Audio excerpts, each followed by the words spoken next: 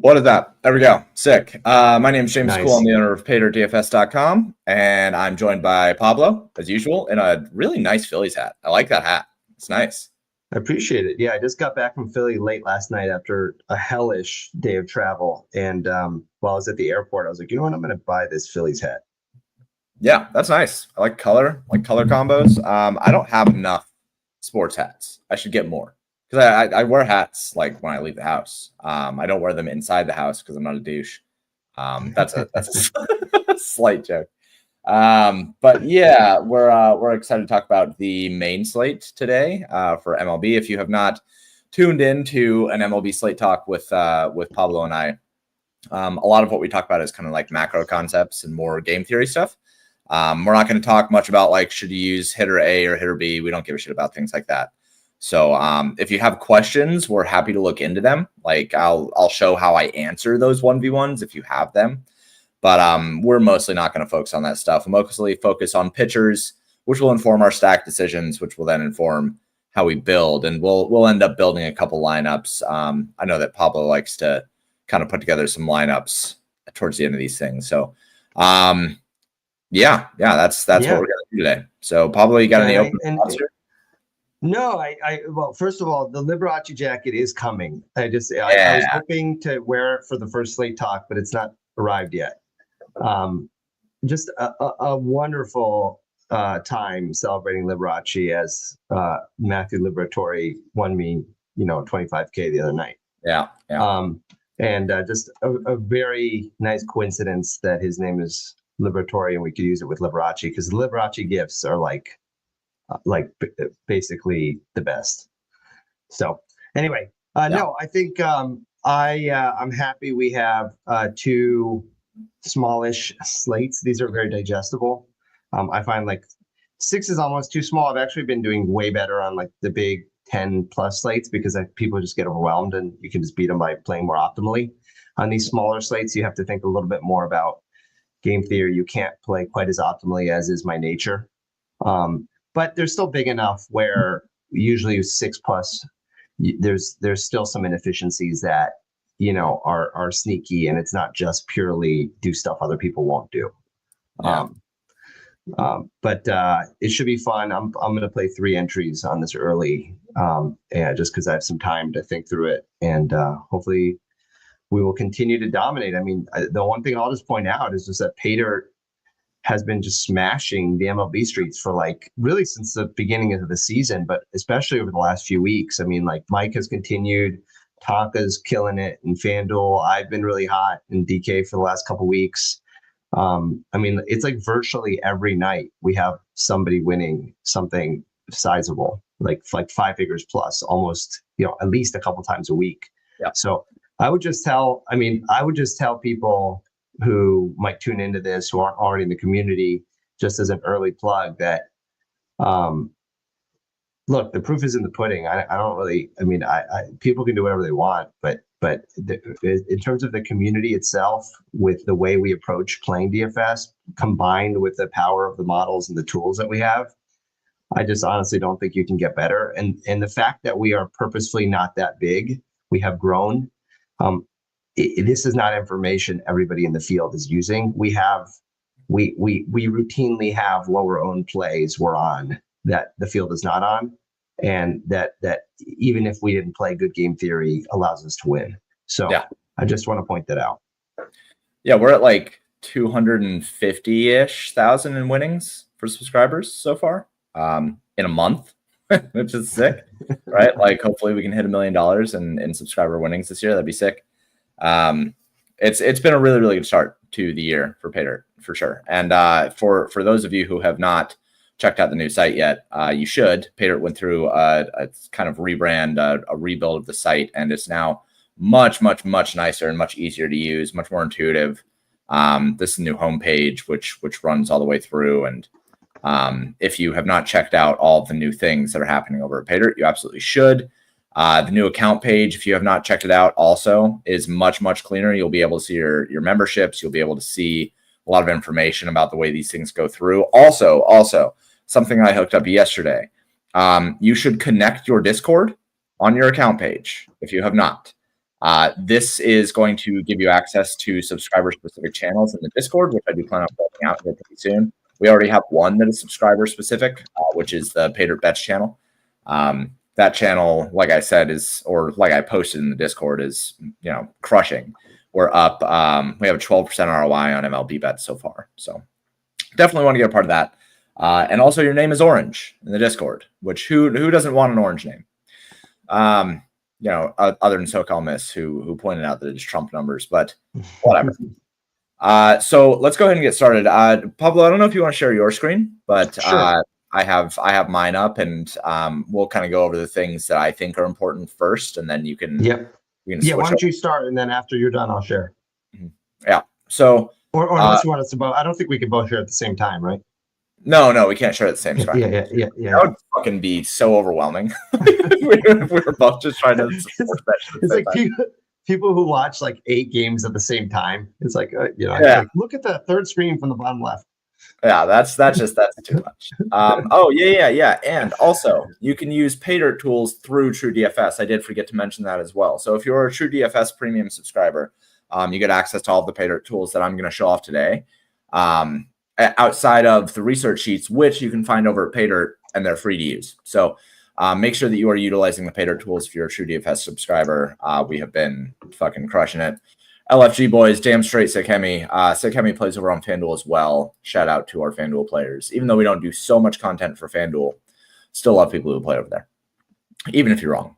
So as I am looking at the first view of things, just on simple view, like automatically Cleveland sticks out as kind of like the top overall play here, followed by New York. Now, New York does have a lot of weather wind boosts going on.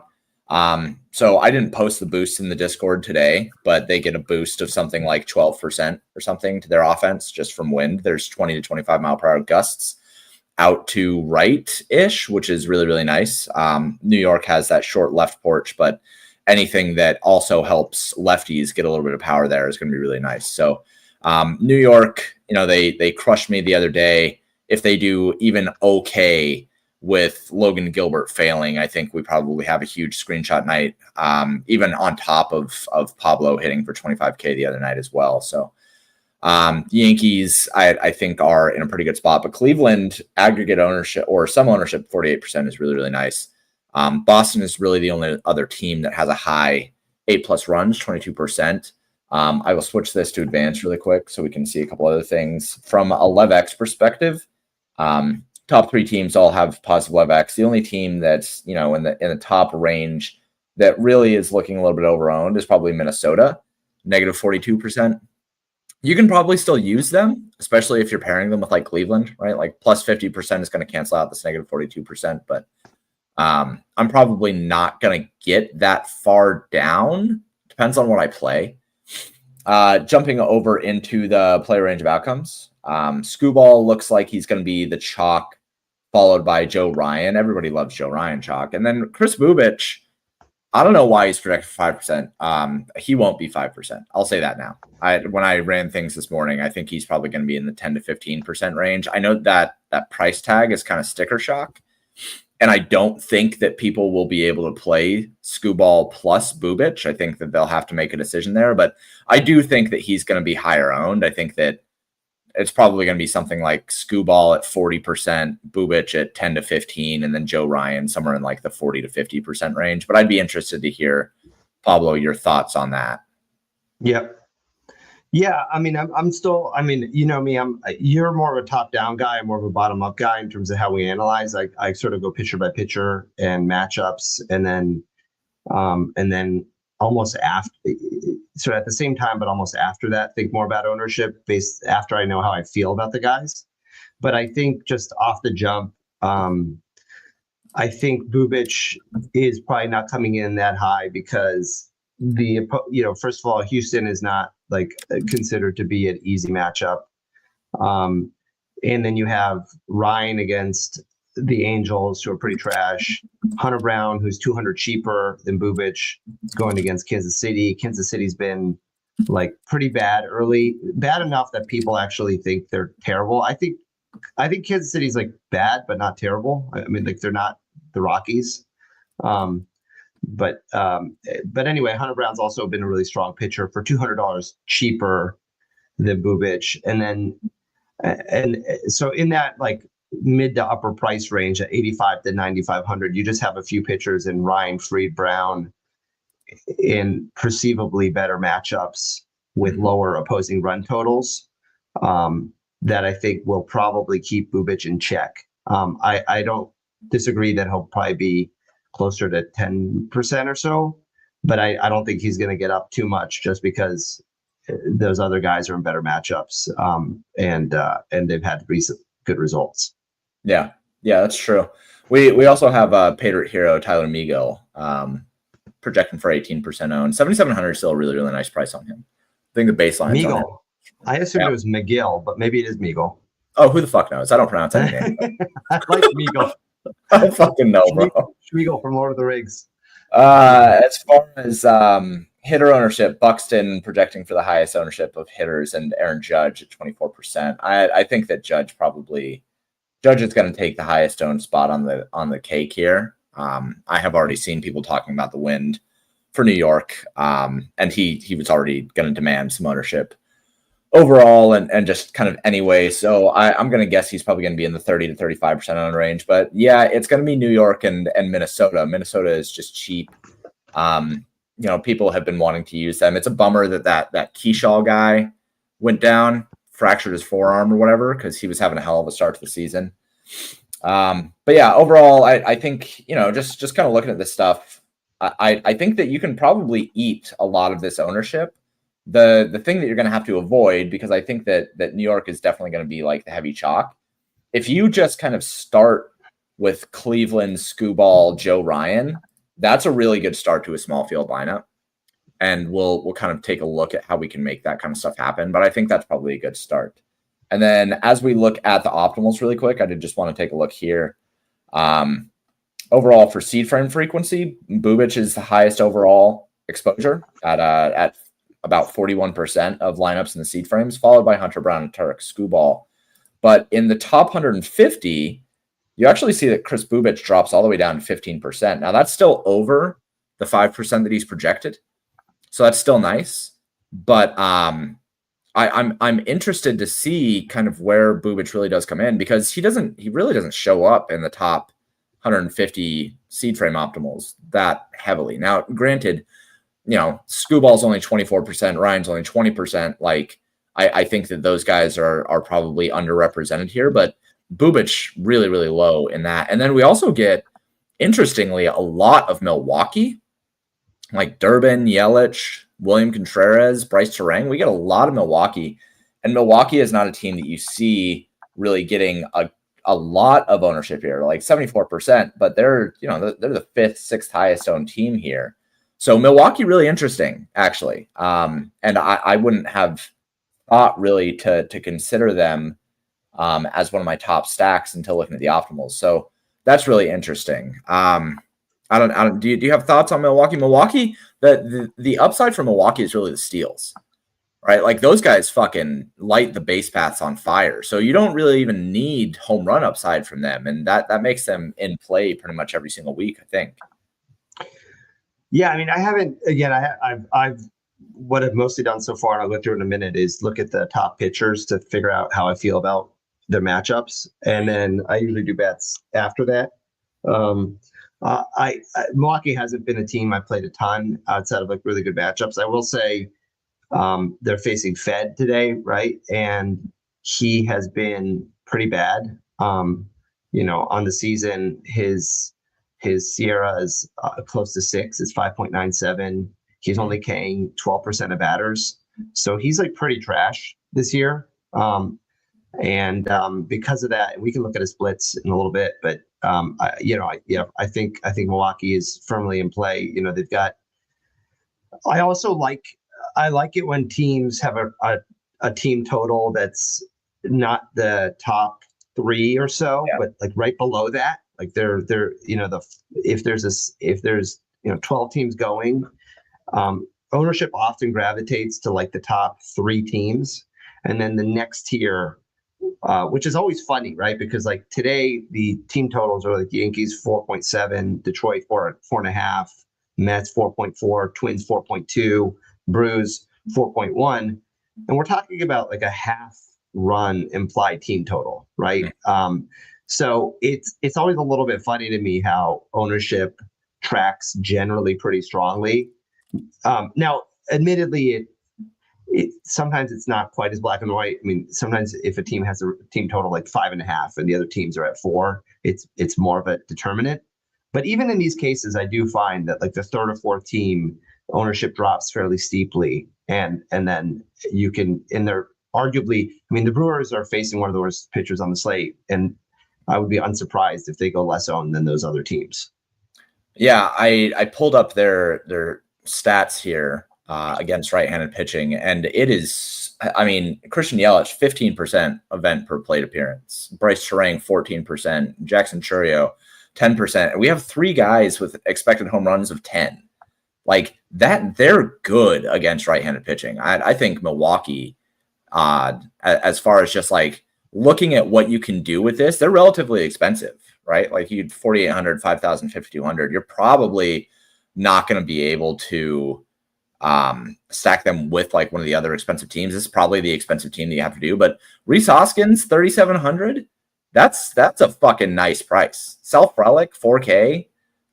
These are stacking pieces that I think that you can really utilize. And if you need the value, you know, Joey Ortiz at 2,500, he's part of that wraparound. He's sitting in the 8 spot. So there's no reason why you wouldn't be able to do like Ortiz, Durbin, Terang, Chourio, Yelich. Like that stack works really, really well. So just from a initial look perspective, really like Milwaukee in this spot. They are really, really interesting. Optimals love them. Models like them well enough. 19% A+ runs, 10% top score. Actually the 3rd best top score rate in the models. So that's kind of like my top-down look. I'm interested in, you know, the top pitchers overall. I don't really have quarrels against who the top-owned pitchers are going to be. I think models would rather go with a combination of Bubic and Miguel rather than Tarek Skubal, but we'll see. And then, you know, Milwaukee obviously makes a lot of sense. Cleveland makes a lot of sense. I wouldn't mind going with the Yankees, but something tells me they're going to come in way higher than they should be, like 80% some ownership. I think this is going to be something more like 110, 120 by the time we get to lock, and that worries me a little bit. So that's kind of my broad look at things. And Pablo, I'll let you handle a little bit more of the fine-tuned pitcher stuff. Sure. So why don't I share my screen, and I'm gonna give my takes on the top pitchers and kind of how I think I'll probably attack them. Let me present, share screen. All right, let me do window.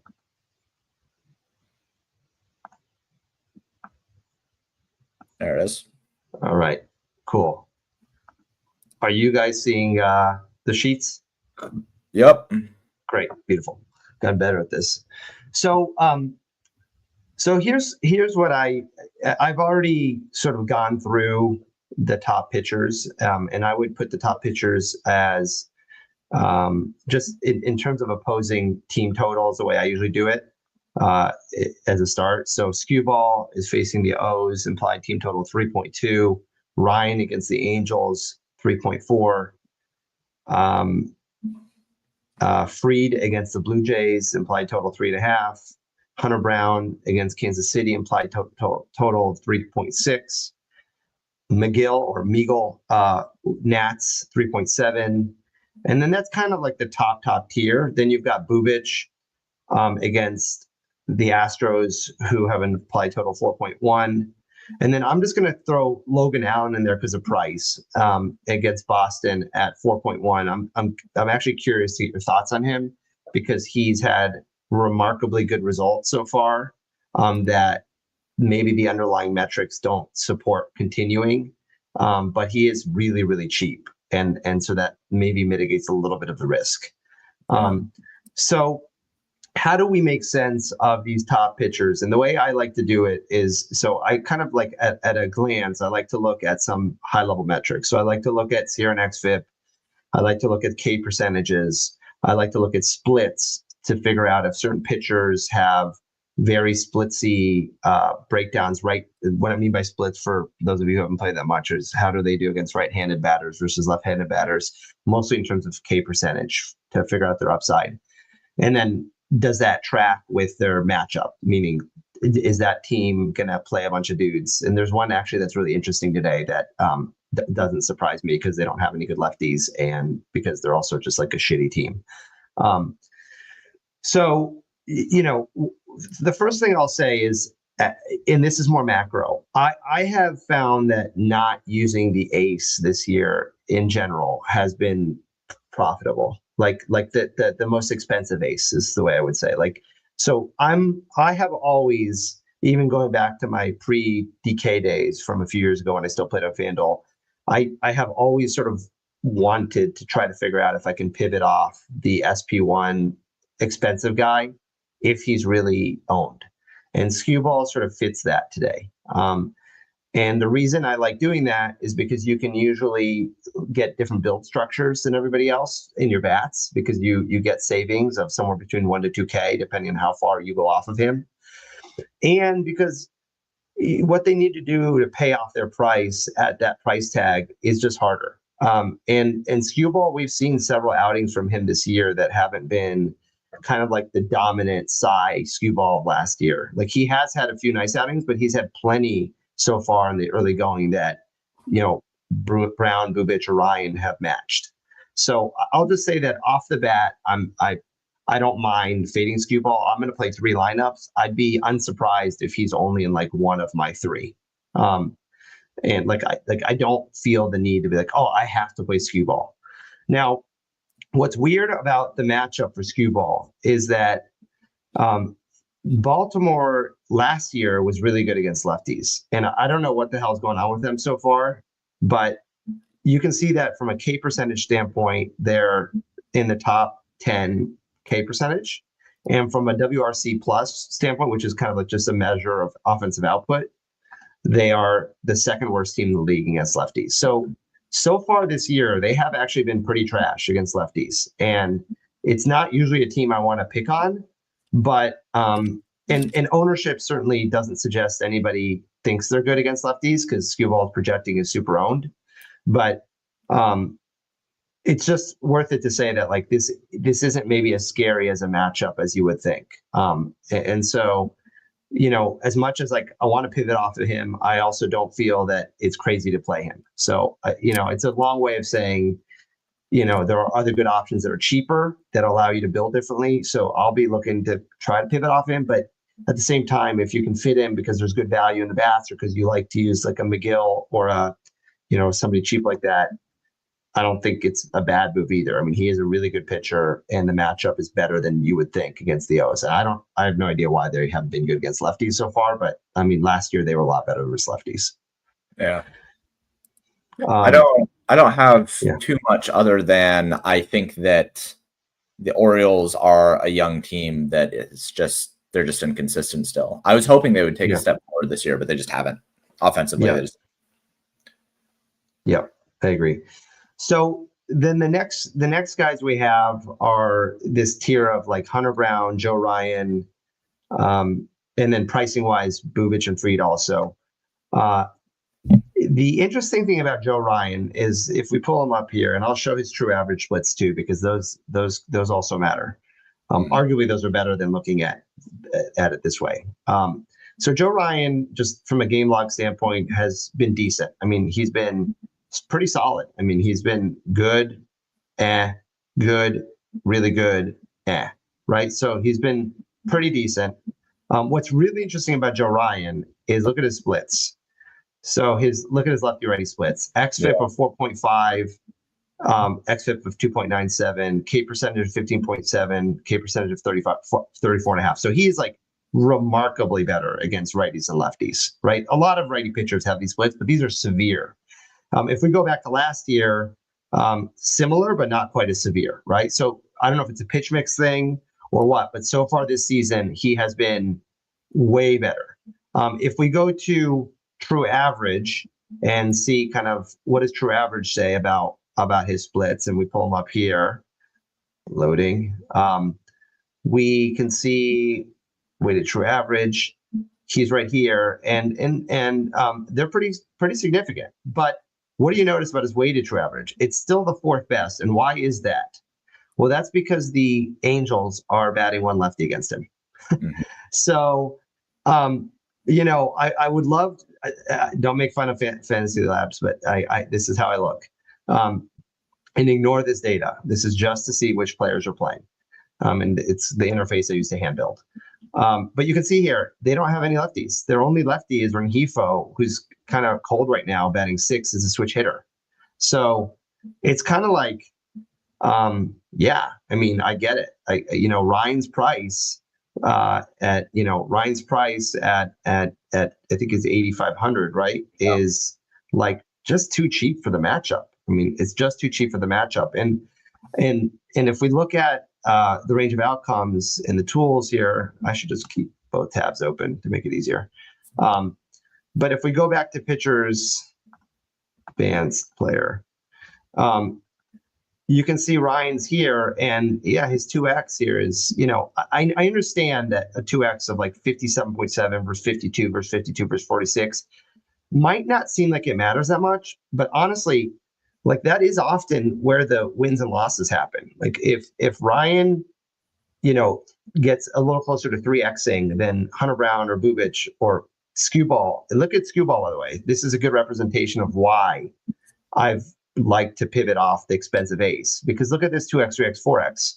Like, yes, his median and ceiling are a little bit higher, but his point per dollar to go 2x, 3x, 4x compared to Bubic, Brown, Ryan is just not as strong. And so I think Ryan's matchup is really nice, given he's not facing any lefties. I don't know if you have any thoughts on that, but to me, it seems like from a point per dollar standpoint, he's really attractive. He is going to be chalky, but if you pivot off of Skewball and play either Bubic, Brown, McGill with Ryan, you're already different than I think it'll be hard to play. It's not that hard to play Ryan and Skewball, but I just think starting with Ryan and one of these three guys, Bubic, Brown, McGill, is already a nice start, as opposed to just playing Skewball on Brown or Skewball on Ryan. Yeah, I really, really like Ryan in the spot, mostly because of the true average. His splits, if they were to be able to run out more lefties against him, then I would have some more concerns about playing him at 45% owned, but like they can't. They just have Rengifo.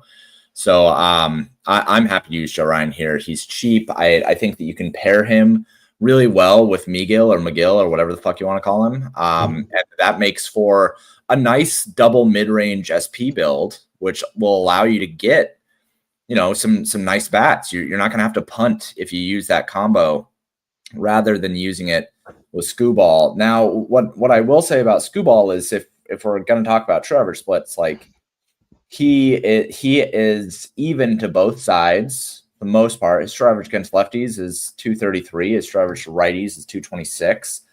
But he is considerably better against lefties, like in terms of his hits, walks, and strikeout rates. So I do, if I could afford Skewball, I'd prefer him, but I just don't know that I'm going to be able to afford him. It depends on what you're okay with punting at hitter. So I like Joe Ryan a lot. If I'm going to eat any chalk between Skewball and Ryan, it's going to be Ryan, and just hope that my bats can outperform whatever punts people have to use to get to Skewball. If they want to use like Skewball, Aaron Judge, and Joe Ryan, it's like, okay, well, where are you going to find the salary savings there? It's probably going to be at second base or shortstop or something like that. And I'm not sure that I want to punt there. So I like Joe Ryan's price a lot at 8,500. I don't mind eating the chalk there, and he's my preference over Skewball for sure. Yeah, so let's talk about Bubic, Brown, and McGill, because I think those are the other main considerations aside from Fried. And I don't. I'll just say right off the jump, like I think Max Fried is a really good pitcher. I know he's had his ceiling games, but to me, he's still a guy who this range of outcomes is accurate on. Like he's a guy who's not going to get blown up. He's safe. But at 9,500, like I just can't justify him over higher upside guys in Brown and even Bubic at way lower own. So, I know I'll have some Ryan as some chalk. And I will probably almost for sure not pair Ryan and Skewball together. I can tell you that just because I think you have to get bats so correct if you're pitching those two guys together. You're going to have to have like a main stack that's kind of off the wall. And I don't like to build that way. I prefer to get a little different at one of my pitchers at least. But so then the question becomes, what if you're playing Ryan probably as some chalk or Skewball, if you can afford him, then how do we feel about McGill, Brown, and Bubic?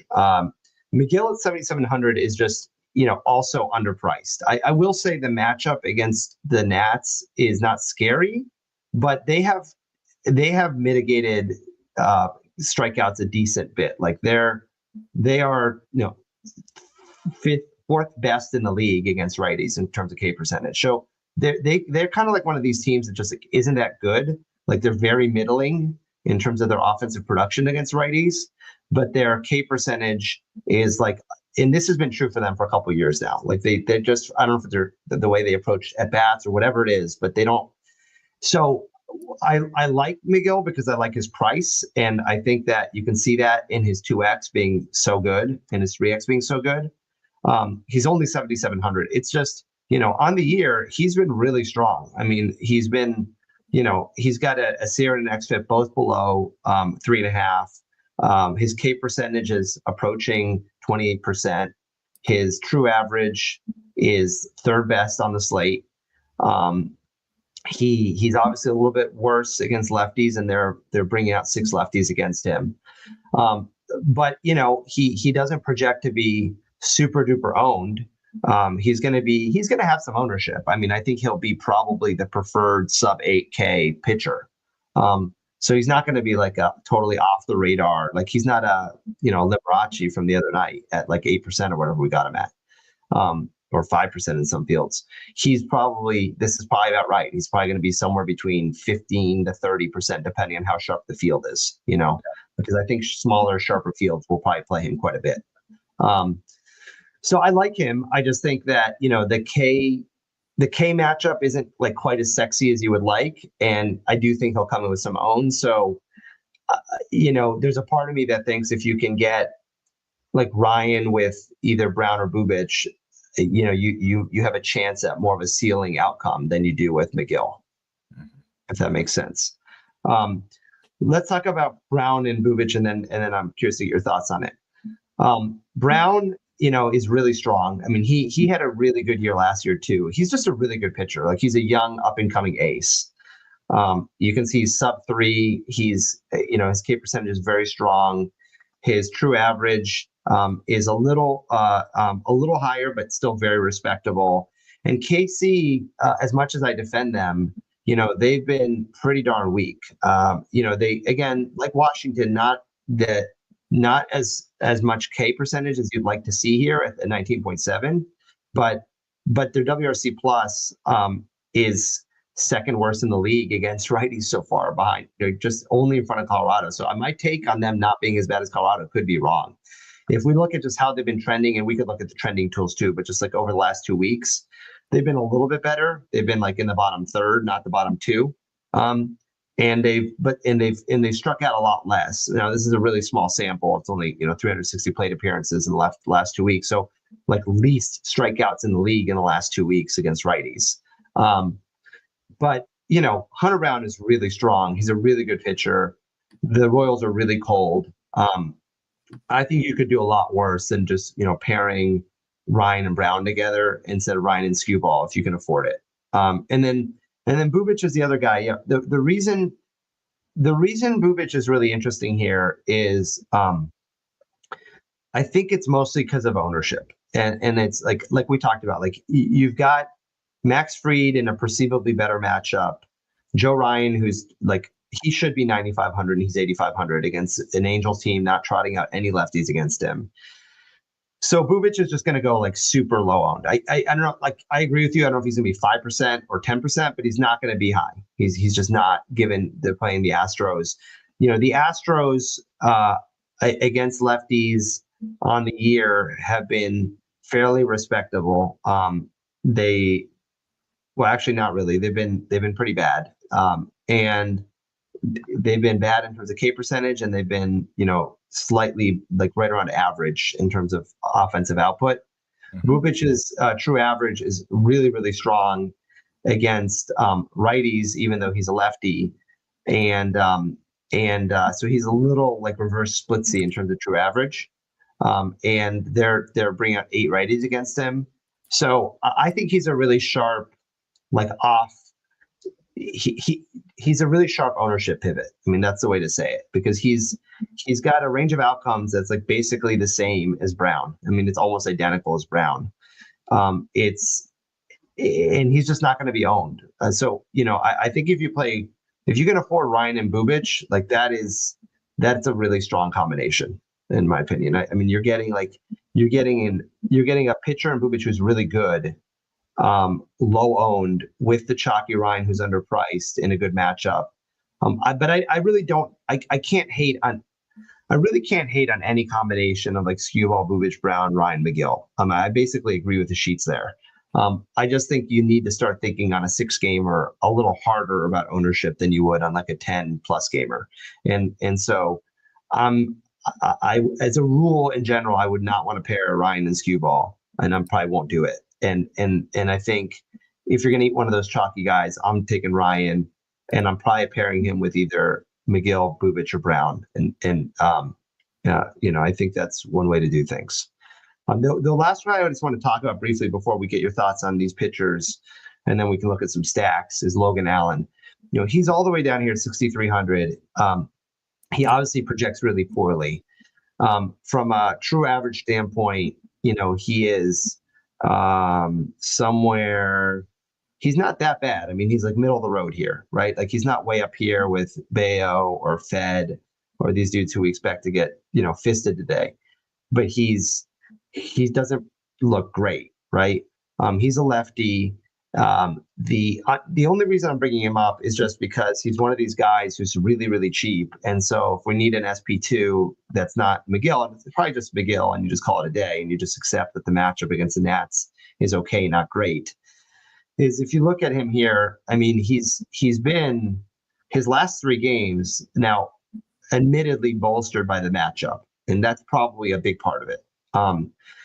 He's got a good, not great game, only 4 innings against the White Sox, 4 Ks. Baltimore, who we just talked about, has been really trash against lefties so far, which is part of the reason we like what's his face against them today, Skewball. Yeah. And then Pittsburgh, who's just not a great team. I know they just had a decent series against the Dodgers, but they're not a great team. So I think a lot of this is just the last 3 matchups he's had. I mean, he's had 3 pretty cake matchups, but it's just worth pointing out that he's had 3 really nice outcomes, and he's only, again, 6,300, and he's not going to be owned. The problem, though, is that, his true average isn't great, and his range of outcomes is not great. And part of that is also Boston. I mean, Boston against lefties is a top 10 team on the year, and over the last couple of weeks, they've been, top 10 also. So, I don't know if you have any thoughts on that, but I just thought I'd bring it up because he's so cheap. And when I looked at game logs this morning, I was like, like he's been pretty good this year. But then my enthusiasm has been tempered by the fact that I think a lot of it has been the matchups he's had over the last few starts. Yeah. So I'm gonna steal the screen back here to talk about something. So first off, Logan Allen, I don't know. You look at these career numbers, right? And you're like, okay, decent strikeout rate with a pretty bad walk rate. Oh no, the strikeout rate is starting to fall apart a little bit and the walk rate is still bad. Oh God, now it's even worse and the walk rate has gotten even worse. Like he's just progressively getting worse. A fastball velocity of 91 miles per hour is just not enough to make up for any issues that you have with command and control. And it all worries me. Now, the thing that worries me the most, to your point, he has looked good. A 2.11 ERA is good, but an xFIP of 4.6 is not good. And the main reason why that xFIP is high is because he only has a 4% home run fly ball rate, right? Like that's gonna come up. He will likely be somewhere in like the 15 to 20% range. Usually we see guys in the 18% range. So especially considering over the last 3 games, he has not given up a single home run on a fly ball. Like that's going to come back around. So I'm more concerned just from a regression standpoint. The BABIP is not awful, but an 82% left on base rate and a 4% home run per fly ball rate basically says guys are going to get on base and he's going to get unlucky one of those times and his outing is over. He doesn't have the strikeout upside to make up for giving up a 3-run home run, right? Like at that point, his ceiling is like 8 fantasy points or some shit. So yeah, if he had better strikeout stuff, and I'm just going to ignore that game against Baltimore where he had a 9.53 K per 9, like that's not who we should expect him to be. If he had better strikeout stuff, then I would be more willing to even take a shot on him if he's really cheap. But that 3-run home run, that's just going to fucking kill him. And it doesn't matter if he has a good game around that. So I'm just a little bit concerned about that. Now, to this point, and I'm pretty sure this is actually Dire Walk in the Discord. Problem with Ryan is that he hasn't been throwing secondary pitches for strikes. Teams see that and they just key on the fastball. Okay, sure. So I would hear that and I would agree with that if he has not basically been the exact same pitcher this year that he has always been. If your point is that he is having problems this year with that, then we would expect him to be notably worse and we would expect to see cracks in the way that he pitches based on that. But we just don't, right? Like 3.73 xFIP, I'm pretty sure is right in line with his career averages, 3.84. ERA at 4, right in line with career averages, 3.93. Fastball velocity has been fine at around 93. He did lose a tick, but that's fine. Walk rate has actually been better over the first 27 innings pitched. So I don't see that, right? Like I think that if you want to dig in and be really granular about it, maybe you can find something like that and say it's it can be a tiebreaker or something like that. But I just don't see it in the longer term and looking at who he is as a pitcher. He is always going to be somebody who is very fastball reliant. He's always going to be somebody who has a low ground ball rate, and he's always going to be somebody who can get blown up a little bit. But I don't see, based on everything that I look at, anything that would warn me to say I should not play that guy. Now, is he going to give up a home run to Mike Trout because he only relies on his fastball? Probably. Mike Trout is really good at hitting fastballs, right? But I don't think that is enough of a thing for me to avoid him based on price, matchup, everything like that. I'll just add a couple things because we talked about this also in the Discord at the same time as we've been doing this. Dyer also posted in the Discord like a heat chart of Ryan's fastball and secondary pitches, and he said that his secondaries he doesn't throw them a lot, and he's only throwing them for a sub 40% K percentage. So that's another reason why guys are sitting fastballs, that he's not locating secondary pitches super well. So that, and maybe he hypothesized that is for whatever reason more seeable to the lefties and the righties. And so 2 things. Number one, I've never found it terribly, for me, it's always been diminishing returns to do pitch analysis. It's like, it gets to the point where additional data points don't add enough in terms of my edge for making decisions that it's worth the time. I always appreciate it when other people do it because I refuse to put in the time. I just haven't found it to be profitable to me to look at pitch analysis or pitch mix. And so I just don't do pitch mix analysis. I look at the results versus lefties and righties, and I just say whatever the fucking reasons. I mean, the other thing is pitchers will change grips, like they'll change mechanics over certain starts. And I don't know that I really trust how robust pitch mix analysis is across starts. Maybe across a half season or a full season I do, but not across like 5 to 6 game sample. I just don't find it to be sustainable. The other point I'll make on pitch mix is I let's assume that logic is correct, that like his secondary pitches are not locating well. Dudes are sitting on his fastball. They can sit on his fastball better from the left side for whatever reason, tunneling, I don't know why, than they can from the right. I hear all that, but he's 8,500 and he's playing against the Angels, who are trotting out one lefty. And so his price in the matchup mitigates it for me. It's just like, I get that he's chalk. I understand that it's like maybe a little scary chalk. I don't find it to be that scary chalk. I think Ryan has burned a lot of people in good spots, so they're a little hesitant to click on him. I'm not saying he's like an absolute must-have. I'm just saying that, I don't consider it to be like a super scary spot to click on him. I think he's fine chalk. He's 8,500. If he was 9,500, I'd be thinking harder about him versus like Brown or Bubich. But he's against the Angels for 8,500. That's it. Yeah. It's good, good team total up against him and everything like that.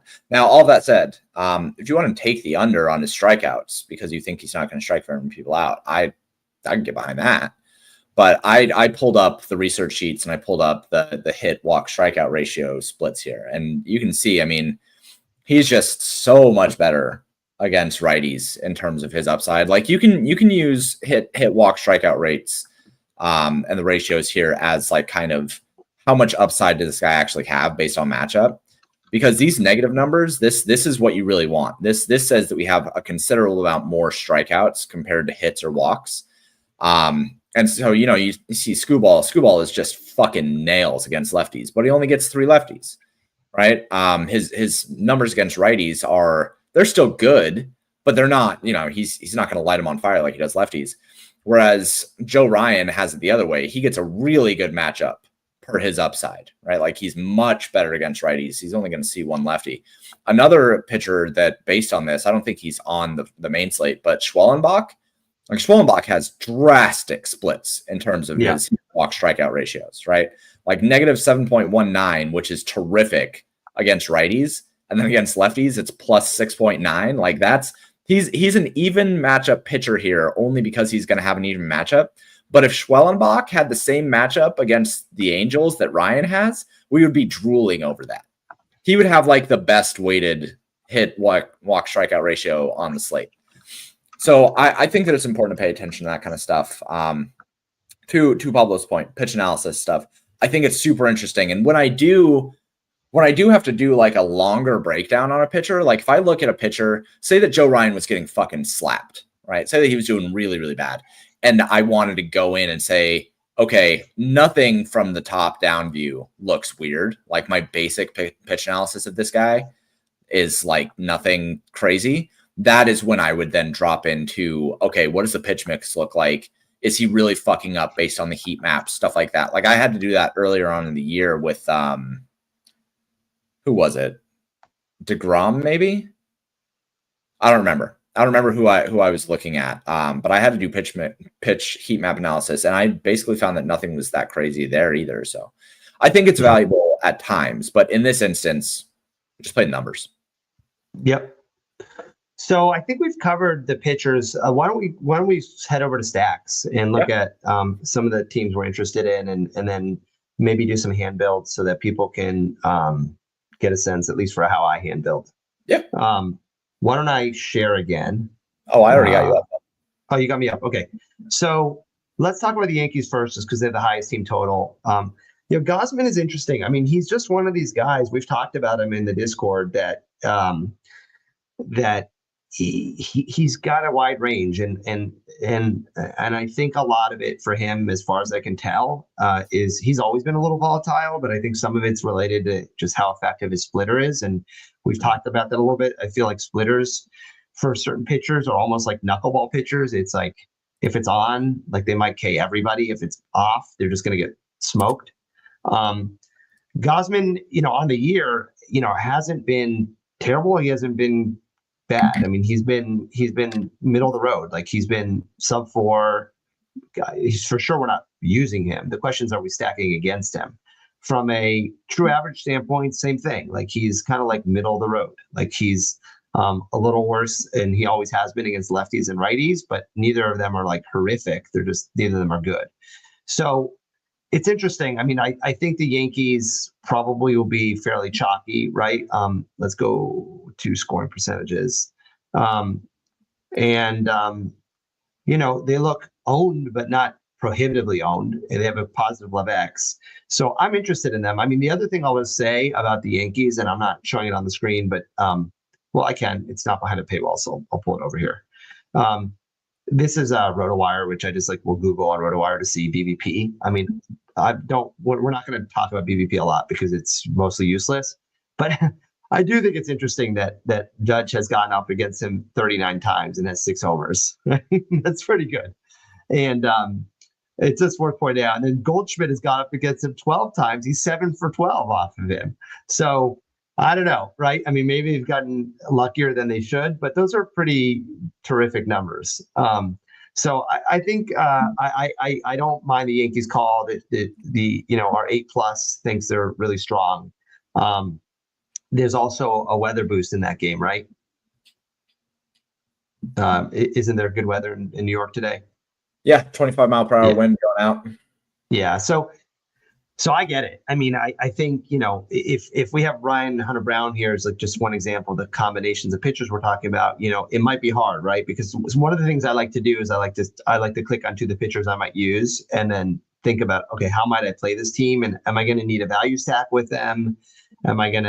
Can I not even play them, right? So if we just did this just as an example, just to try to get them, well, we can't play Ben Rice and Goldschmidt, which is problematic. But so let's say choose Goldschmidt. Well, because shortstop is weak, even though he sucks, and then Chisholm. I've only got 2,600 left there, right? And the truth is, I usually don't like playing these 3 dudes. I think Alien will eventually be good, but he's not good yet. Cabrera sucks, and Wells is whatever.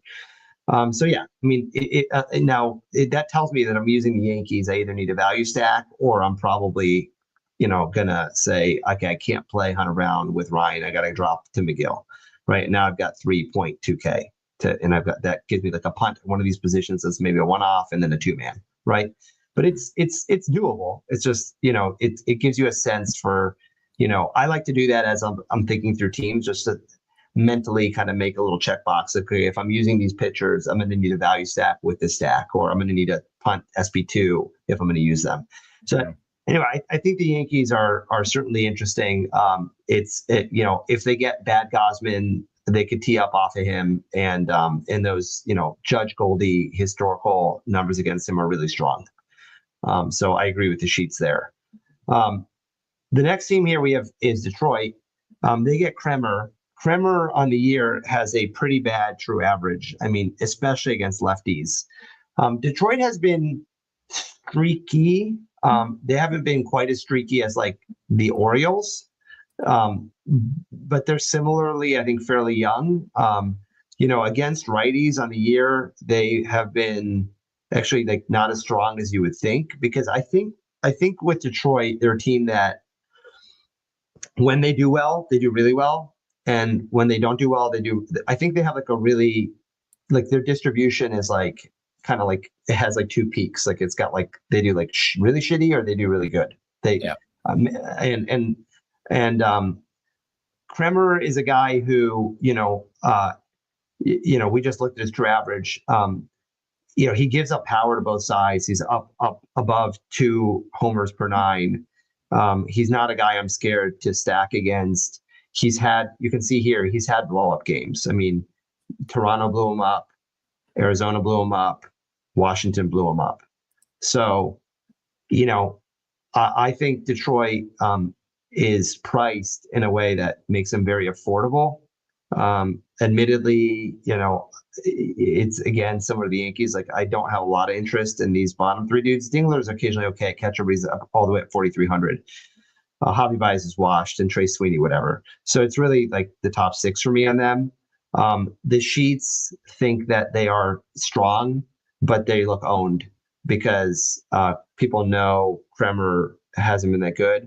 But they're about as owned as the Yankees. They're not crazy owned. They're just their 8+ is significantly lower than the Yankees, so that's why they have a negative love X. Because for the same ownership, if you control for the ownership, this 8+ decrement from 27 to 19 gives you a negative love X.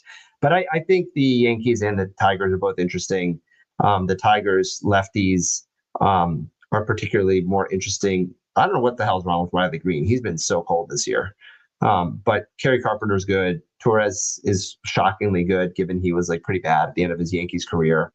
McKinstry's always like very viable. He steals bases. He's a good player. Green has been cold as hell. Torque has been on a tear, and Jace Young is not bad at 2,400 at third base. Like it's that gives you a ton of salary relief. So I have interest in the Tigers. Any thoughts on Yankees Tigers from you?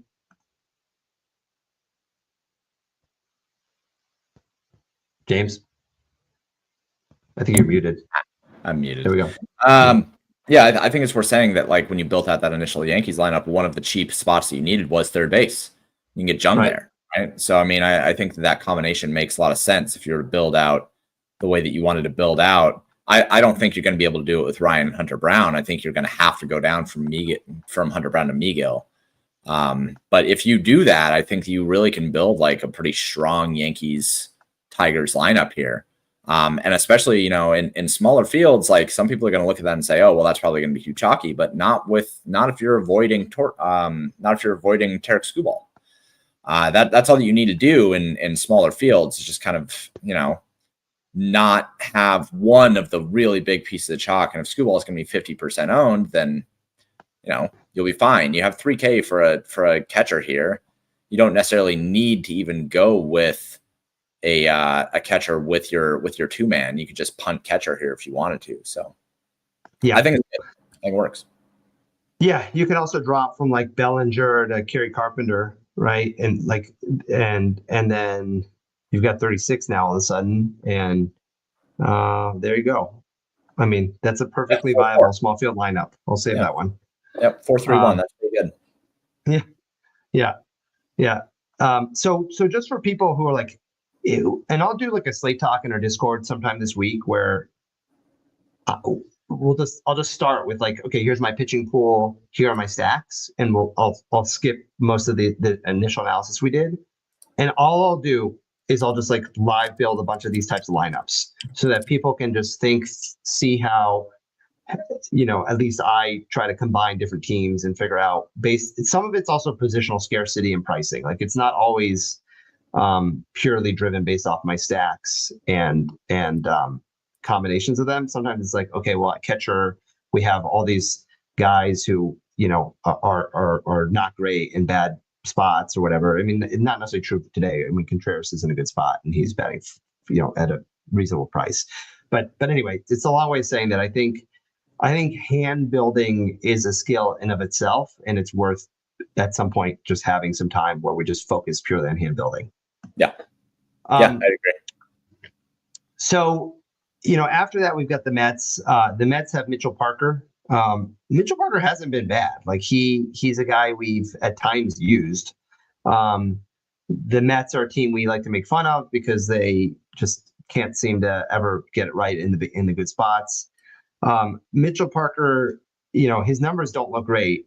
He's all the way down here in terms of his SEER and XFIP, both above 4.5. And he is from a true average standpoint, he is where is he? Did I pass him? I must have passed him. He's all the way up here. Yeah, he's in the upper half of sort of worst true averages. He's significantly worse against righties, as we would expect for a lefty pitcher. He's facing 8 righties in the Mets. How have the Mets fared against lefties this year? Let's take a quick look. They've been average. In terms of ISO, they've been below average in the last couple of weeks because I just like to see if a team has been like hot recently. They've been, bad, below average. So yeah, I mean, it's hard for me to be excited about the Mets. Their A+ is all the way down here. They look nearly as owned as the Yankees and the Tigers. So I can't really get excited about them. I mean, maybe it's like one-offs. You can take a look at some of them. Like Pete Alonso's been smashing this year, but he's pretty expensive to probably fit in with the pitchers we like and the stacks we like. I don't think I'll have much Mets, and if that burns me, that burns me. Yeah, I like the Mets mostly because if you look at the hit strike walkout or the hit walk strikeout ratios here, like Mitchell Parker is really bad against righties, and you showed his true average, but I also think it's worth showing this, like a plus 11.34. That's pretty fucking brutal, man. 11.34 hits and walks per strikeout against righties. Big ouch, especially against 8 right-handed hitters. So they look fine, right? Like the 8+ runs at 18%. Their top score is 10.1. They're basically the same rates as Milwaukee, who I like a lot. The problem is that I think they're going to be, higher owned than Milwaukee, and we just haven't seen it from them, right? Like Pete Alonso is good; he hits home runs. Francisco Lindor has had some games so far, but we have not seen the Mets put it together. The only other thing here that is probably worth mentioning is that Washington's bullpen is bad, right? So we don't get the same benefit for Milwaukee in their spot. Washington's bullpen is like the third worst in the entire league, whereas St. Louis is bad, but not quite as bad, right? So I think that if what you're looking at with the Mets is like you get kind of like both Mitchell Parker, who's not good, and a bullpen that is bad behind them, like bottom 3 bad, that's fine. I'm fine with the Mets. I don't think that I would be going with Mets, but why don't you go try to build out a lineup? Why don't you go see what kind of lineup you can build with the Mets using Fantasy Labs' perfect fucking technology over there? I mean, it's perfect for the Mets. It's like the Fantasy Labs is like the Mets of building interfaces. Yeah, it is. Yeah. So yeah, I mean, I would have to play Lindor Alonso because they're like the two guys who are actually good, and they've both been pretty hot. And Alonso's been actually really good this year so far. Yeah. Yes. We know that we mostly want to use righties against Parker. I don't mind Soto because he's Soto, but I don't feel the need to use a lefty against Parker. Admittedly, like you said, they might bring in the pen. So I'd probably do something like that, and then let's see, has Tyrone Taylor like done anything recently? Is he like a viable wraparound guy? He's pretty bad. Yeah, 25 runs created plus. It's bad. Yeah, I mean, I like to look at like bottom of the lineup guys if they've been better. We don't. Acuna is like it violates. Acuna at least steals bases. Yeah. Right? Well, we can use Torrens. I mean, he's actually been like relatively decent, and he's a catcher, and we need a catcher. Yeah.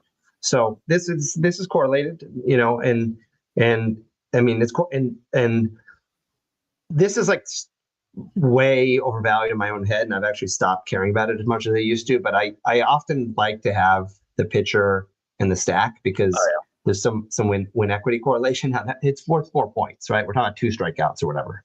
So, but it's still nice. So look, I mean, we got 4.3K here. I mean, that's enough money where even if you didn't want to use Migo, like you could even go do this again, right?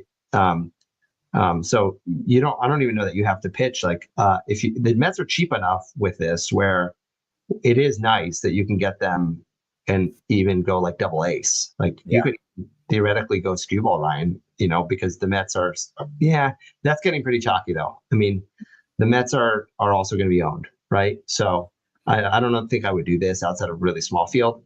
But let's leave it on Miguel just because of the price we have. We haven't looked at all the teams yet. So let's say, can we even fit can we do this if we wanted to? Judge. We're starting to run out of money. Now we're starting to have to use a cheapie.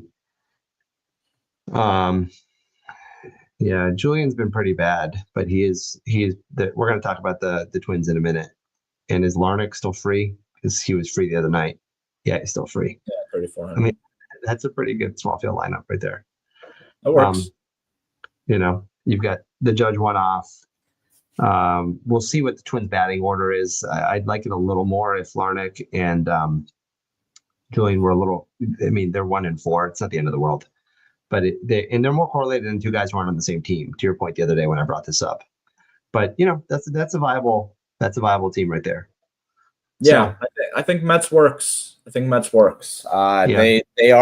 They're about the same lineup as a Milwaukee stack. Like Milwaukee and the Mets are kind of like the same play today, I think. So I can't hate on a Mets lineup if I'm really into a Milwaukee lineup. So let's talk about the Twins next, because we just talked about Julian for a minute anyway. So Soriano's interesting. I actually like sung his praises at the beginning of the year because he looked different than he did last year. Like his first few starts, like he looked like a much more like a real pitcher. I don't know how else to describe it. Like in the past, I watch a lot of baseball. Like I'm one of these weird people that actually likes baseball. And he in the past was like a guy who was like, I'm not even sure he was a starter for a long time. I think he was a bullpen guy.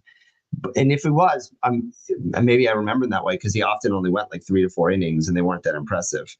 But at the beginning of this year, he looked like a guy who could actually pitch, 6 innings and do things differently. And then he started to fall apart. And the reason I felt that way, admittedly, was maybe matchup. I mean, he had a great game against the White Sox. He got beat up against Cleveland. He had a nice game against Tampa. I watched that game. He didn't, he didn't go crazy, but 7 innings, 7 1/3 with 4 Ks and 1 run is pretty solid against a good, Tampa team that's respectable at least, right? And then 10 hits against Texas and then blow up against Pittsburgh, right? So it's like, well, maybe not. And then we go look at his true average and, he's not terrible. It's actually reasonable. Against lefties, though, it's pretty bad. His lefty true average is, not great. And his splits career-wise are, I think, in line with that, where we can see it. Actually, his splits career-wise are not bad. There's like, look at these numbers. Like, these are not bad numbers, right? I mean, no. Like he's like a respectable pitcher. So I don't know, like the Twins are a team. I will say this, like, I don't think anybody's considering full stacking the Twins, nor should they. I think I would probably reserve like what I just did, like Julian Larnick, just like lefties, maybe Jeffers, because you need a catcher and he's occasionally got some pop. But, I'm not interested in the Twins like as a full stack. I think that those batters specifically look okay. Their A+ looks middling and they look owned. I'm assuming that ownership is mostly coming from Larnick and maybe some Julian, but because I don't think it's super sneaky to play lefties against Soriano. But I don't know. That's kind of how I go with the Twins. Just like use them for one-offs or minis. I like Larnick. I like Julian. Jeffers is okay as a catcher. That's about it. Yeah, Twins are fine. I don't hate them. I think that Soriano's bad, and as I mentioned with the bullpen situation, right? Like it's not like the Angels have a good bullpen, right? Like we've kind of been picking on them most of the year. So I think combination of Soriano not really, and Soriano, to your point, he looks more like a real life pitcher this year, which is fine. His career numbers and his splits are not terrible, which is fine. The problem is the walk rate. Whereas, like, he just lets so many people on base that if one thing goes wrong, it all just falls apart. And he does give up a lot of hits, and he does give up a lot of walks. And usually his upside is being able to mitigate damage. So it worries me to consider somebody like him being somebody that I don't want to attack. And with the bullpen behind him, it's just, it's just not great. So I don't mind the Twins. I think the Twins are fine. I think they're cheap, and I think that they'll probably be owned again is my problem. So I don't want to use them with the Yankees, right? Like, I don't want to use them with the Yankees. I just saw that Rotogrinders tweeted out that they're interested in Milwaukee stacks. So, fuck my life that they're going to get, a number more ownership, right? Like, they were already looking like they were going to have a little bit of ownership. And now I think this number probably balloons into like the 90-ish some ownership rate, which is fine because we're not going to be on Scooball. Like, I don't really care that much about my stack ownership, but I don't want to do, Twins plus another 90 some ownership team plus Aaron Judge, right? We haven't talked about Cleveland yet. They're next. They're next, yeah, actually. They're next. And I love the batting order that they put out. They got Alec Martinez batting second, and he's 3,400 and sitting in the outfield. And he's right in front of Jose Ramirez, 5,600. Jose Ramirez, for those that don't know, has some lore between Pablo and I at the live final that Pablo went to. He was sitting in a really good spot, and then Jose Ramirez broke his wrist. On his first at bat. Yep, first at bat. So that was tragic. But Jose Ramirez has won me a lot of money. I know he's won Pablo a pretty decent amount of money. Yeah. Earlier in the year, shipped his first fantasy baseball world championship final with a double dong from Jose Ramirez. So we're big Jose Ramirez fans. I did want to quickly answer this. So no, we don't have anything to handle like we had for NFL, but I am open to building something like that. There's kind of some new ways that I've been thinking about building stuff like that. I kind of want to build another tab, right? Like in scoring percentages, player row, optimals, and then like a hand building tab that is just specifically here's where you can go hand build. So I'm going to want to take some kind of thoughts on how to build that out, but I am thinking about it. Anyway, I'm interested in Cleveland. Cleveland is probably going to be, I like Cleveland probably more as a secondary stack. I don't know that I love them as a main stack, but we'll see. I want to hear Pablo's thoughts on that. Yeah, I mean, I'm looking at Bayo. This is his second start this year. He was injured, I think, to start the year. His splits last year were splits than I remembered. He was actually pretty bad against lefties. You can see here, like his home run per 9 over 1, his xFIP over 4.7. So, and his true average here shows like his lefty splits are pretty darn bad. And look at this lineup. I mean, the guards are sharp. I mean, they've always been like a pretty sharp team. Francona, Francona's still with them, right? I think so. Maybe I'm misremembering. They're just like they're like a smart team, Cleveland. You can see their lineup here. Like, Martinez, J-Ram. And it's just like they know Bayo struggles against lefties, and they just stacked it. I kind of love it when teams do this because it kind of just speaks to like not overthinking it. Yeah. Looking at Cleveland as a team, and we do have the trending tools that is probably a faster, more efficient way of doing this, but I have my way of doing it still. Is they've been average on the year as a team against righties. They've been been a little above average, 13. A little bit above average, yeah. And then ISO wise, I think they're average. In the last couple of weeks, I don't think they've been doing anything like terribly differently. They've been exactly the same. They're 114 last year, 14. So they've been fine. I mean, and then in terms of players, like we know J-Ram is good, but I'm just like curious. I mean, hold on, that's everybody. It's not just Cleveland. I mean, what's nice about Cleveland is you can kind of mix and match them. I mean, it's like outside of J-Ram, I don't know that they have a bat that's like a super priority bat. Quan is nice. Like he's a good leadoff hitter.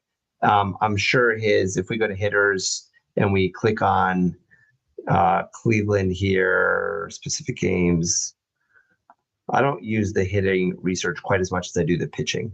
But if we go here and we go to like event, 7 is a little lower than I would have expected, but not bad, right? X-Slug for these guys is pretty strong for Quan, Ramirez, and Jones. Schneemann has been strong. We just saw that in the Fangraph splits too. He's been really good. So, and they're priced in a way that's like Schneemann is like a really nice value one-off. Like I'll just say that. Like at second base, like we know we're gonna, second base is usually a fairly weak position. If we look at second base real quick, we don't have, you've got Julian who's 2,800, so that's a nice one-off too.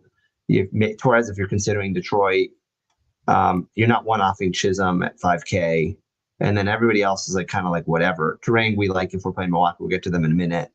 But if you're not playing like Milwaukee, you're not one-offing. If you're not one-offing Minnesota Julian, and you're not stacking Torres and the Tigers, I think Schneemann is like a really nice value one-off at 2,500. And I'd be unsurprised if we go here to Cleveland range of outcomes and we look at value. Schneemann. Oh, he wasn't in your projected lineup. I think did you refresh yet? Maybe I need to refresh. I'm about to rerun again. Okay. But I would predict he's going to have like a 2x, 3x, 4x of like at least 50%. Yeah. So yeah, I mean, I think you could do worse than Cleveland. They are, I don't think I would full stack them. I think I would like do like either a mini with like a Martinez, Kwan, Ramirez, like a 3-man or 2-man with 2 of those guys, or I'd consider like a one-off with a Schneemann, just like to get value at a weak second base position, because Mayo like kind of sucks against lefties, and those guys are all lefties. Yeah, I really like doing a kind of a back end wraparound. I like you can't correlate it as well as I'd like it to be. But you can do a Milwaukee Cleveland with Cleveland as a secondary. If you do Cleveland as a main, you can do like you can do whatever you want a pitcher. Yeah, you can do whatever you want a pitcher for sure. Look at this 7-9-1-2-3, and then you can like just eat chalk at pitching if you want, right? Yeah, so you could like, do this. I mean, you could eat chalk at pitching, and I'm pretty sure that you would end up like it if we built this the way that we actually wanted to build it, where you didn't eat Screwball chalk and instead you went with either Hunter Brown or Tyler Megill, you can do Cleveland with the Yankees, like for sure. And you can for sure do what you're doing right now as well. Yeah, I mean, look at this. You can do like 7-9-1-2-3-4-5-6 Screwball Ryan. Yeah, that's good. That's pretty good. That's a really nice large field lineup. I think this is probably too off the bat beaten path for my stuff. But I don't know. It's not even bad for my stuff. I mean, and you have 4K. When I have 4K left over, 3K, I like to see, can I pay up somewhere that I'm not using that salary. So like, can I get up somewhere? Free link. Yeah, it's a strong. Yeah, I don't hate this. I really don't actually. This is a nice lineup. You can. I think Cleveland's pretty sharp. I think Cleveland's pretty sharp. They're not going to be nearly as owned as they should be. They are the best 8+. Their ownership percentage is 50%. Their LevX is the best on the slate. They're affordable. You can full stack them and pair them with like a New York or Milwaukee, eat chalk pitching and call it a day. I mean, this is a good. We haven't talked a lot about macro because we're kind of in the weeds, but like this is a good example. We've talked about a few different build structures, right? We said don't eat Screwball Ryan. We've talked about saying, okay, pivot off one of them to like a Megill. I'm going to call him Megill from now on. A Megill or like a Brown, Bubich, one of those mid-tier guys instead of Screwball. And then you've already got some leverage at pitcher, so you can probably stack like a Detroit, a New York, a Milwaukee if you want, and probably be okay if your secondary is a little more interesting. Or you can eat the 2 chalk pitchers and full stack an off the radar team like Cleveland, right? So there's no right or wrong there. It's kind of like what is the build structure you like, and how do you have to have enough. I talk about leverage as like a threshold thing. People often say, I'm over leveraging. I do think you can over leverage for smaller field. People do often over leverage where you're just eating more volatility and drop in median than you need to, right? And in you're also in smaller field, usually cash equity matters a little more than just pure win equity because min caching matters a little more in smaller field. But I do think that you have to have enough leverage. That's the idea. Like, do you have enough leverage? And as long as you have enough leverage, how far beyond that enough leverage you go is kind of up to you, right? But I would say that if you 5-man a Cleveland, you have enough leverage, even with Screwball Ryan, to win. Yeah, I'd agree with that. I think that Cleveland makes it really, really easy in large fields today. And And you can pair them, we talk another thing that we didn't really talk too much about today, and it's kind of another thing that I'm still thinking through a little bit as to the best way to display it in the sheets. I think that it's really important to have an understanding of, is this an infield stack or an outfield stack? Because you need to find those meshing things, right? And Cleveland makes a really nice infield stack. Like they have Jose Ramirez, they have Schneemann, who is going to be, he's going to get pinch hit later in the game, but if you can get either a home run or a single, a steal, and a run out of him, get 10 points out of him, like I think that he's a fine value play, right?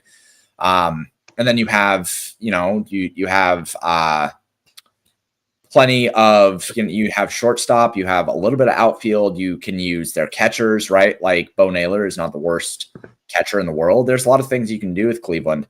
And then you can pair them with an Aaron Judge or a Jackson Churio or, an outfield stud to go with a first baseman that you can get from another team. I think that Cleveland, if you full stack them, stacking them with New York probably makes the most sense.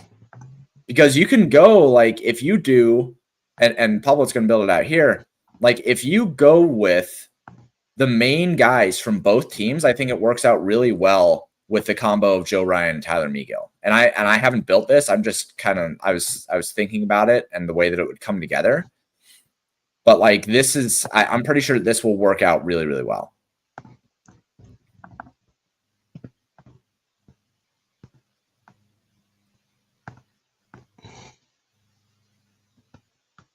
Yeah, do something like that. Yeah. Look at that. That's sick. That's pretty nice. And you can you get up to, you can even drop the Goldie if you want. And then that gives you salary for catcher. Yeah, you can do Wilson Contreras there instead if you do that. Yeah. That's pretty sick. That works, man. I think that Cleveland just works so well today. We're Cleveland fans today. We are Guardians fans today. They're going to win us the money, I think. Yeah, and you can even then drop. You could also, I don't know. You want to drop off Quan if you're using Cleveland, especially because he makes it work with the wraparound with Rocchio and Schneemann. Yeah, Cleveland is a really nice team to use today. They just come in they're coming in at ownership that is low. They've got players at positions you need in Rocchio and in Schneemann that are cheap and give you salary relief. They just check a lot of boxes and they make it really easy to build. The Twins lineup is out. Let's just see real quick if it changes anything, because I'm curious to see how they are using Julian and that's nice. So Julian and Larnach are actually correlated now a little better, 1 and 3. So that makes me happy. Man, that is such a cheap lineup. There's not a single player over 4K. You can see why they're gonna but no Buxton. They're gonna be cheap. No Buxton, and he was driving a lot of their ownership. So they'll still be owned, but they're I don't know if they're gonna be like quite as owned. Okay, but honestly, that lineup sucks, dude. It does. That's why you're just using Larnach as a one-off, Julian as a one-off, or you're just using the two of them. Yeah. And maybe theoretically Jeffers if you need a catcher. Look, Julian Correa Larnach as a secondary actually works really well. You take priority positions of second base and shortstop, and then you have a cheap outfielder. Like that is going to be a highly owned 3-man secondary. I think. Yeah. So let's talk about Milwaukee, since you've mentioned them a few times. Okay, yeah, let's talk Milwaukee and let's jump out of here. The last thing I'll say really quick with the Twins, the Twins already didn't project like super great in the sheets, 18% or so with 8+ runs. I think that's going to drop even farther with no Buxton. So they will likely be negative leverage. Anyway, let's continue in Milwaukee. Yeah, so Fed, he's been pretty bad to both sides, especially bad to lefties. And Milwaukee has been okay. They've been better for sure to right. They struggle versus lefties. So, and you talked about it early on against righties. They're top 10. They're like 11th on the year, and they don't have quite as much power. Like they're middle of the range for power. In the last couple of weeks, that's been a little worse. But they've again been sort of slightly above average. So they're fine. He's just not good. And Terang, Yelich, the problem with them is that they're a little pricey, right? 5K, 4.8. Contreras is the one guy. I know he's not a lefty, and he will be one of the chalkier catchers, but he is like that's like a nice catcher to use right there. 4.3K is like very fair for him. Yeah, I don't know. I feel like I would. I kind of I like Milwaukee. I don't know that I want to like full stack them. Like I've kind of fallen in love with Cleveland. I think the Yankees are interesting. I think the Tigers are interesting. I don't really like the Mets. I think that Milwaukee's fine. I think they're good. From an A+ standpoint, they look good too. There's nothing to hate. I just don't know that I like them quite as much as I like Cleveland or New York. Detroit is hit or miss. I mean, I think I kind of agree with the sheets. Like they're fine. They're kind of in the same range as Milwaukee. Maybe Milwaukee's a little bit better. Minnesota, we talked about it, are good for like one-offs, minis. So I think Milwaukee's fine. I think they're in a good spot. I like them. I don't think they're like, it's not a team that like I feel like we have to have, but I think it's a team that's nice to have. Yeah, it helps that Fed kind of sucks, right? That's the main reason we like them. Yeah. The thing with them, I think that you can do a really nice 4-4 with Cleveland and Milwaukee, where you end up getting, the nice wraparound with the way that I built it out was with Schneemann, Ramirez, Rocchio, and Kwan taking up second, third, shortstop, and outfield. And then also building around that with Contreras, Hoskins, Yelich, and Churio. And building that out gives you some really nice correlation between both sides. You get the main guy. And a lot of salary. Yeah, and you end up with a really, really nice amount of salary. And you could do something different here where you do, I guess you can. Yeah, you got to make some decisions around pitching to make it work. Well, you just go Ryan Megill. Like that's the way that I built it out, was with Ryan Megill. And you leave 500 on the table, but you can, if you wanted to upgrade somewhere else, you could.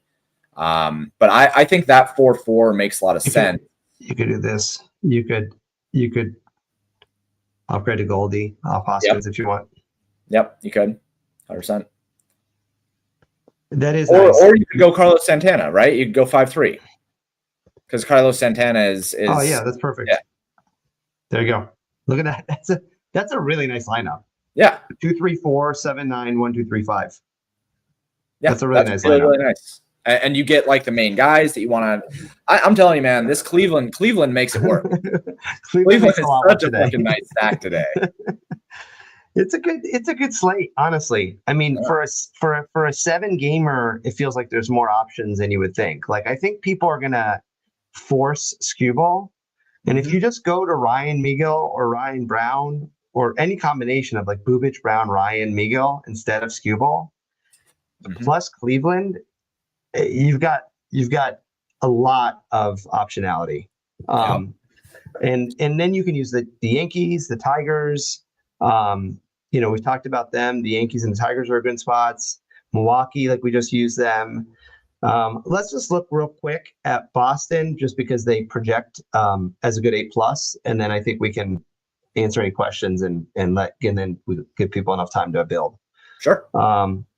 Are we missing any other like high total teams that we're interested? I don't think so. Like I'm not using Houston against Bubic. I'm not using St. Louis against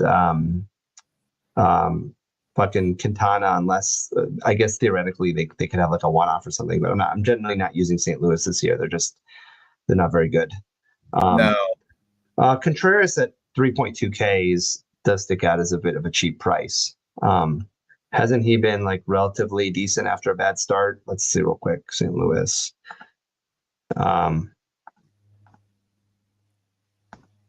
Yeah, he's been like better. I mean, that's a really small sample. They barely faced any lefties on the year. He's been pretty shitty, but last year I think he was pretty good against. Historically, I think he's been pretty good against lefties. Like last year he was really strong against lefties. You can see that. So Contreras is pretty darn cheap, but I'm generally not going to be stacking against. I'm just generally not using the cards as like a team. I think they're pretty bad and that they're more of a one-off mini team. I do like Contreras at 3.2K. That's like pretty cheap. and he's good against lefties. But let's talk about Boston real quick because they project well, and then we'll call it. So our friend Logan Allen, yeah, I mean, we talked about him, right? Like his underlying numbers are not that impressive. Boston has been actually pretty good recently against lefties. Because when we looked at Allen, we kind of looked at Boston. Pull them up. That's last year. Oops. So, yeah, on the year, they're 7th best against lefties.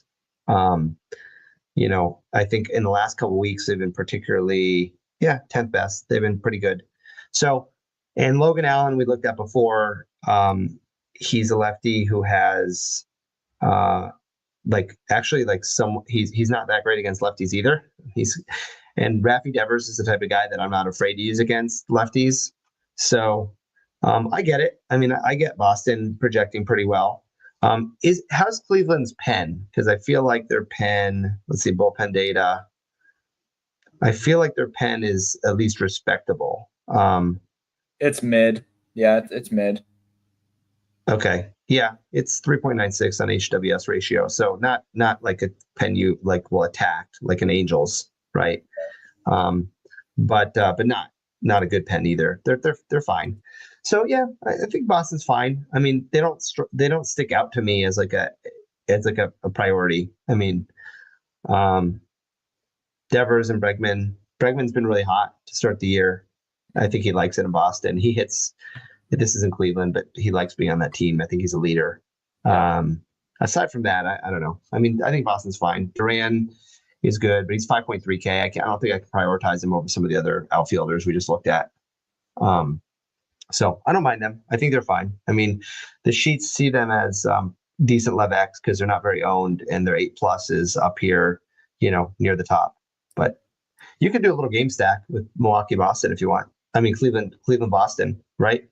The problem is you've got Devers and Ramirez, and you this is an example of like team.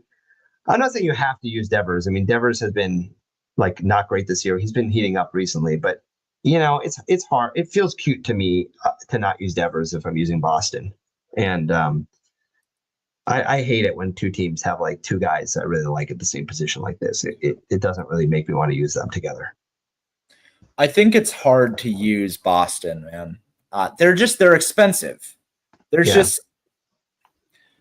I don't mind them, but the Cleveland bullpen is pretty good, and that most of the priority positions that you're taking up with Boston, they're really, really expensive, and it makes it hard to do it with another team that I also want to do. Like we have Cleveland and Milwaukee, which we can play together. We can play New York with either of Cleveland or Milwaukee. We can play, as we're looking at the other stacks here.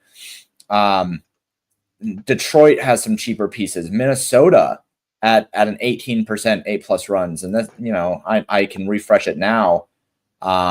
Minnesota's still at 18.8 even after rerunning. They're chalkier, but they're still at 18.8. So it's like I can use them, and they're right there next to Boston, who now has a 20% 8+ runs. Like, I don't know. I'd rather use St. Louis to Craig to Craig Mills, right? Like in the Discord, or I mean in the comments, St. Louis could be a nice pivot off Minnesota. Absolutely agree.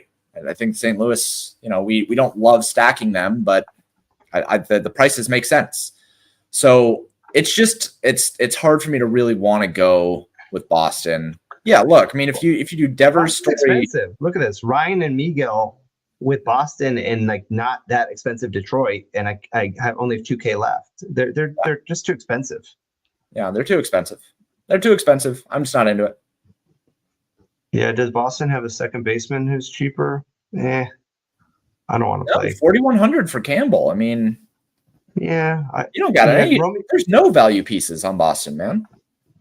Yeah, I mean, you could do this. It's fully correlated. 1, 2, 4, 6, 8 Boston, 3, 4, 5 Detroit. Ryan McGill. Not horrible. I'll save it. Yeah. But, I mean, yeah. I'm not terribly excited about it.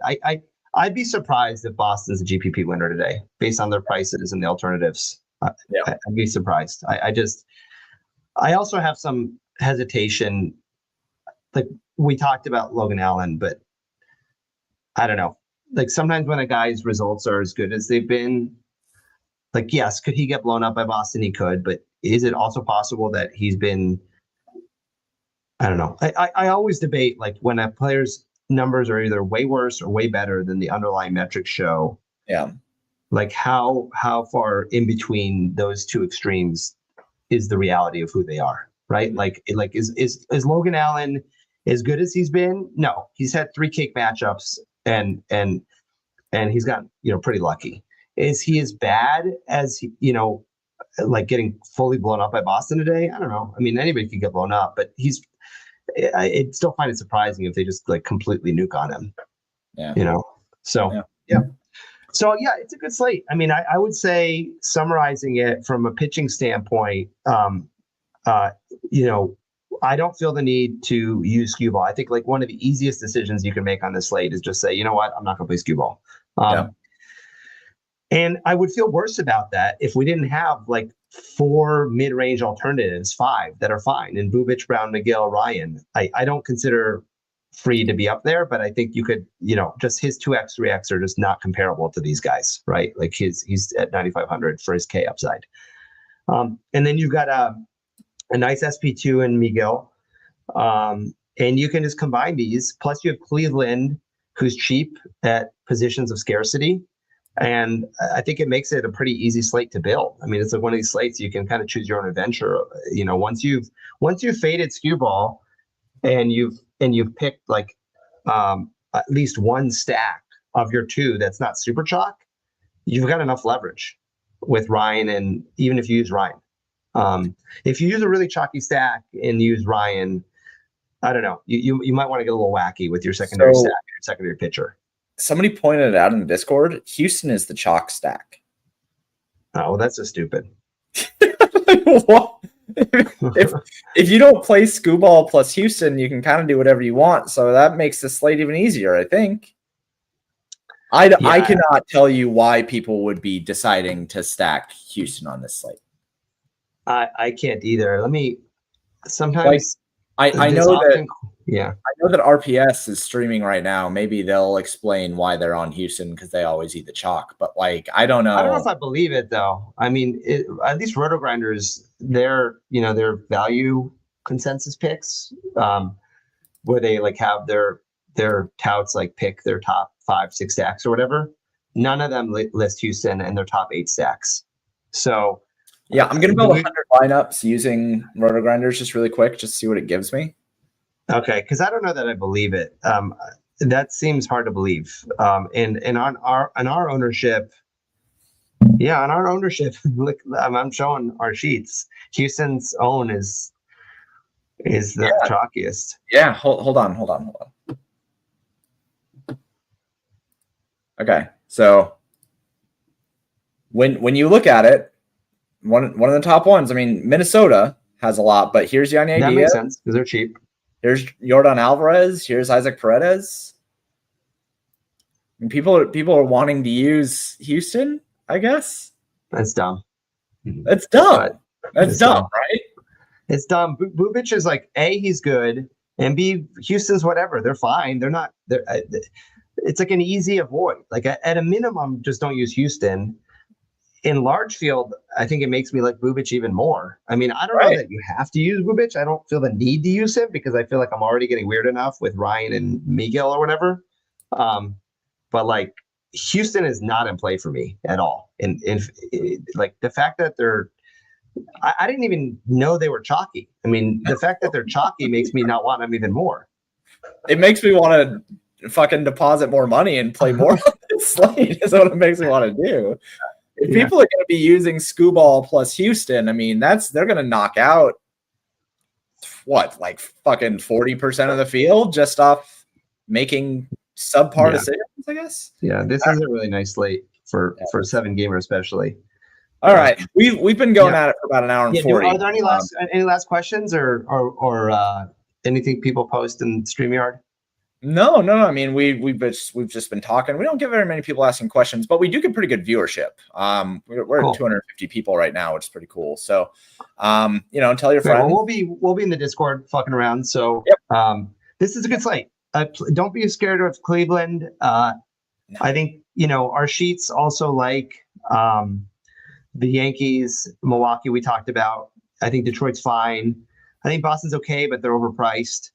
Minnesota's chalky. I would resort to just using them as like one-offs or minis, and that's basically it. Then it's just don't use cue ball, don't use Houston, and use your combination of those other pitchers we talked about with the Yankees, Cleveland, Milwaukee, Detroit, and that's it. I mean, it's a pretty easy slate. Yeah. Eric's, is small field Brewers too much? No, I don't think so. I think Brewers I think they'll get a little bit of ownership. And I think the nice thing about Milwaukee is also that they have a robust way of scoring fantasy points, which is something that I always look for in like every fantasy sport. It's like, can I get points in different ways? And I think Milwaukee can do that. So I think they're fine for small field.